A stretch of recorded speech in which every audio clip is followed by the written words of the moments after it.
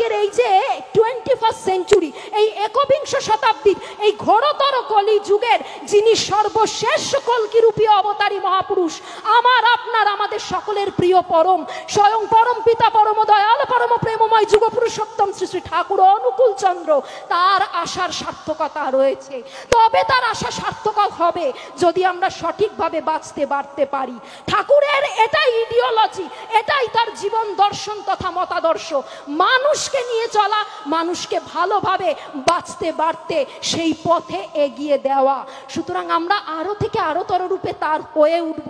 পরম পিতা প্রদত্ত প্রত্যেকটি কথা, তার আদেশ নির্দেশ অমোঘমীয় বাণী, আসুন জীবন দিয়ে পুঙ্খানুপুঙ্খ রূপে পরিপালন পরিপূরণ তথা প্রতিপালন করে চলি। আর কিছু না হোক, অন্তত পক্ষে সৎসঙ্গী হিসাবে আমরা নিত্যদিন উপযুক্ত প্রকারে ওই নাম ধ্যান পরায়ণ তথা ইষ্টবৃত্তি পরায়ণ হয়ে চলবো। এবং সর্বশেষে তথা সর্বোপরি যে বিষয়টা আসছে তা হলো পুঙ্খানুপুঙ্খ রূপে ইষ্ট নির্দেশ তথা আচার্য নির্দেশ প্রতিপালন করে চলা। কারণ আমরা সকলেই তো শিখেছি যে ইষ্ট লাগি কর্ম করা সেই তো হলো পুণ্যে ভরা। উষা নিশায় মন্ত্র সাধন চলাফেরায় জপ, যথাসময় ইষ্ট নির্দেশ মূর্ত করাই তপ। পুনরায় শ্রী শ্রী ঠাকুর বললেন, কৃপা কথার অর্থই হচ্ছে করে পাওয়া। কারণ ওই কৃপা শব্দটা এসেছে ক্রিয়া ধাতু থেকে, তাই করাই পাওয়ার জননী। ধরো করো হও পাও, না করে যে পেতে চায় দুঃখ তার পিছে ধায়। সুতরাং আমরা সবাই খুব ভালোভাবে জানি যে এখন আমাদের সামনে সৎসঙ্গী হিসাবে সর্বপ্রধান ইষ্ট নির্দেশ তথা আচার্য নির্দেশ ডিপি ওয়ার্ক তো রয়েছে, কিন্তু অতি সম্প্রতি আমাদের পরম পিতার পঞ্চম পুরুষ, আমাদের পরম প্রিয় পূজনীয় অবিন দাদা সব মন্দিরে মন্দিরে একটা বার্তা পাঠিয়েছেন। অতি সম্প্রতি তিনি এই নির্দেশ পাঠিয়েছেন। আমরা আমাদের মন্দির নাকতলা সৎসঙ্গ বিহার থেকে যা জেনেছি যে আচার্যদেব এখন চাইছেন আমরা একটু দীক্ষা কার্যক্রমে মন দিই। কারণ তিনি বলছেন চতুর্দিকে একটা ডিপি ওয়ার্ক রব উঠেছে, খুব ভালো কথা। আমরা অনেক ডিপি ওয়ার্কের কাজ যে যার সাধ্য মতন করেছি, করে চলছি। অদূর ভবিষ্যতেও আরো দ্রুত থেকে দ্রুততর গতিতে এই ডিপি ওয়ার্কের কাজকে সর্বাঙ্গ সুন্দর রূপে সুসফলভাবে আমরা সুসমাধা তথা সুসম্পন্ন করবই করব। কিন্তু ডিপি ওয়ার্ক করতে গিয়ে কোথাও না কোথাও দীক্ষা কার্যক্রমে একটু ঢিলেমি পড়ে যাচ্ছে, এমনটা যেন না হয়। কারণ শ্রী ঠাকুর বললেন না, আশীর্বাদ কথার অর্থই হচ্ছে অনুশাসনবাদ। সুতরাং তার অনুশাসন মেনে আমাদের চেষ্টা করতে হবে যেন প্রতি প্রত্যহ অন্তত পক্ষে একটা করে মানুষের পুষ্পাঞ্জলি, সেই ভক্তি অর্ঘ্য তথা ভক্তি নৈবেদ্য আমি আমার পরম পিতার রাতুল শ্রীচরণতল প্রান্তে নিবেদন ও পরিবেশন করে চলতে পারি।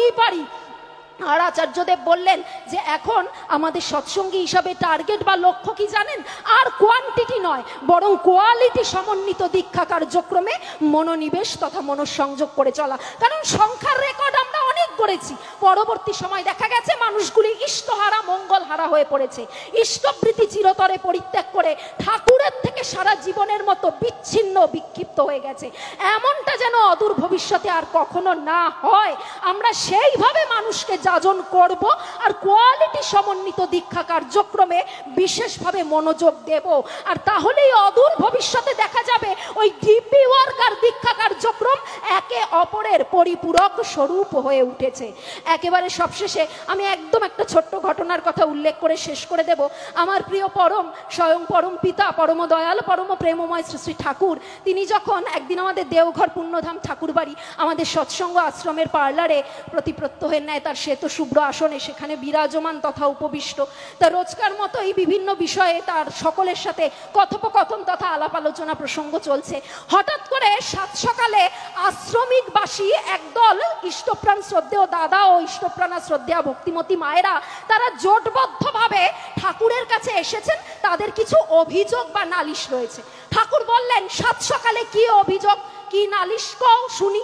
সবাই তখন বলছে, ঠাকুর আমাদের এই আশ্রমে একটা বেড়ালের খুব উপদ্রব শুরু হয়েছে। বেড়ালটা এত উৎপাত করছে না যে তার জ্বালায় এই আশ্রমে টেকা যাচ্ছে না। কখনো ওর ঘরে ঢুকে গিয়ে দুধের বাটিতে মুখ দিচ্ছে, কখনো আর আরেকজনের ঘরে ঢুকে যাচ্ছে, কখনো কারোর বাড়ির সাজানো বাগান, চাষের জমি দৌড়াদৌড়ি লাফালাফি ছোটাছুটি করে একেবারে লন্ডভন্ড করে দিচ্ছে।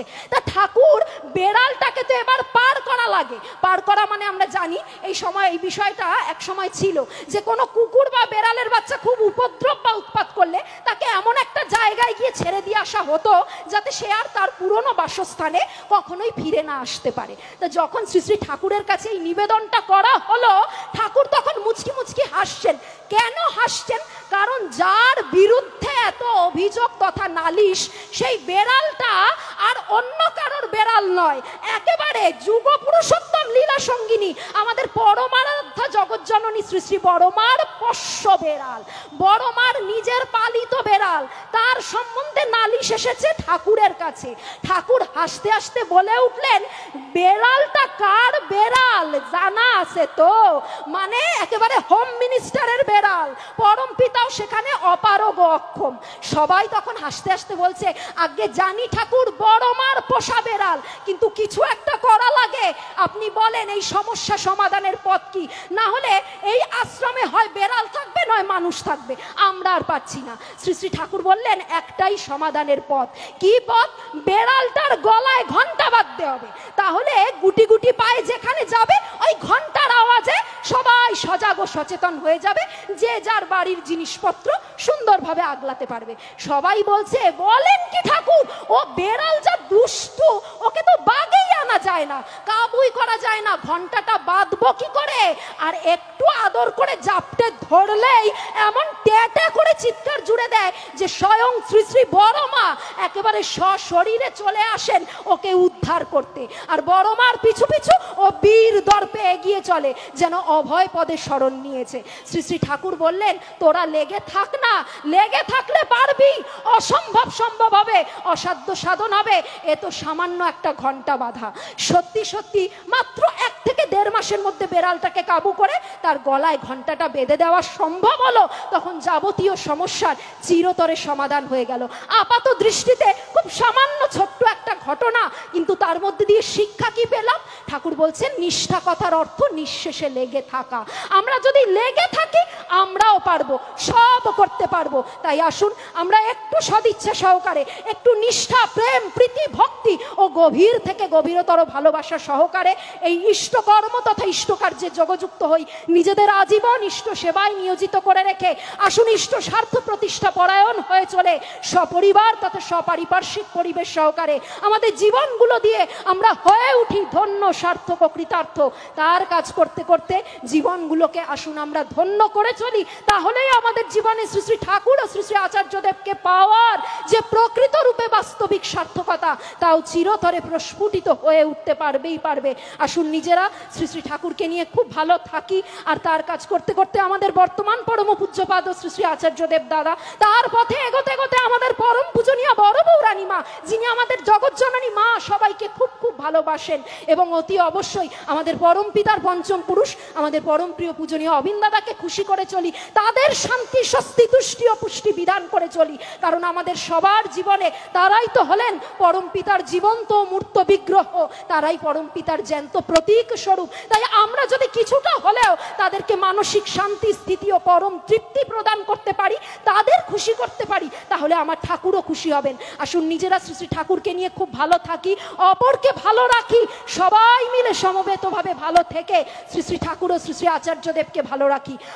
অবশেষে একদম সবশেষে এইটুকু বলেই শেষ করে দেব। আমাদের বর্তমান পরম পূজ্যপাদ শ্রী শ্রী আচার্যদেব দাদা বলছেন, আজকের যে যুগ পরিস্থিতিতে আমরা দাঁড়িয়ে রয়েছি না, এই যুগটা বড্ড আত্মকেন্দ্রিক, স্বার্থপরতার একটা যুগ। মানুষ শুধু নিজেরটুকু ভাবে, তার বাইরে ভাবতে জানে না। নিজের পরিবারের ভালো থাকার কথা ভাবে, তার বাইরে ভাবতে পারে না। হয়তো আমার পাশের বাড়ির লোকটার নামই আমি জানি না, তার ভালো মন্দের খবর রাখা তো দূরস্থ। তাই তিনি বললেন, সবাইকে সমবেতভাবে নিয়ে চলেন, সৎসঙ্গ করেন, মাতৃ সম্মেলন করেন, মহতি মহামহোৎসব যা কিছু করেন না কেন, সবাইকে সাথে করে নিয়ে করবেন, সবাইকে সাথে করে নিয়ে চলবেন।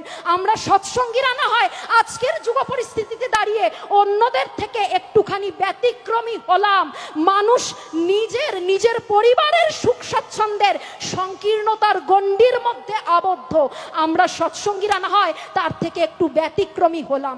আমরা সমগ্র সমাজ, জাতি, দেশ তথা রাষ্ট্রের বুকে আমরা ইষ্টের বার্তা, আচার্যদেবের প্রেমের মিষ্টি মধুর বার্তা বিতরণ করব এবং সর্বোপরি আমার প্রিয়কে বিতরণ করে বেড়াবো। তাহলে নিজেও ভালো থাকা যাবে, অপরকেও ভালো রাখা যাবে, সবাই মিলে খুব খুব ভালো থাকা যাবে।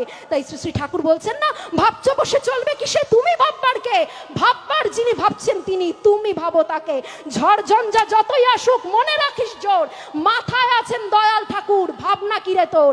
ঘর সংসার যাই না করিস, থাকবি ইষ্টে রত, সব কাজেতে পাবি বল মাতাল হাতির মতো।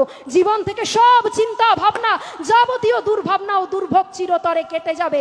আসুন আমরা শ্রী শ্রী ঠাকুরের মানুষ নিজেরা হয়ে উঠি, অপরকে তার মানুষ করে তুলে এই মহান জীবন সাধনা তথা জীবন ব্রতে ব্রতী হয়ে আরো থেকে আরোতর রূপে সমবেত ভাবে ওই ইষ্ট পথের পানে তথা ইষ্ট লক্ষ্যের পানেই পুনরায় পুনরুদ্দীপ্ত পুনরুজ্জীবিত হয়ে চলি। আর আজকের এই মহতি মহামহোৎসবের প্রাঙ্গণে দাঁড়িয়ে আসুন আমরা আমাদের সকলের প্রিয় পরম, স্বয়ং পরম পিতা, পরম দয়াল, পরম প্রেমময় শ্রী শ্রী ঠাকুরের ভাষাতে, তার উদ্দেশ্যেই সকল সৎসঙ্গী গুরু ভাই বোনেরা মিলে সমবেত ভাবে ওই সুদৃপ্ত সুদৃঢ় শ্রীকণ্ঠের উচ্চারণের ভঙ্গিতে এক বাক্যে, এক ভাষায়, এক স্বরে ভীষণ ভাবে বলে উঠিছে, প্রশ্ন আমার অস্তে যাউক রহুক যুক্তি সরে, তোমার ব্রত করব পালন মরণ স্তব্ধ করে।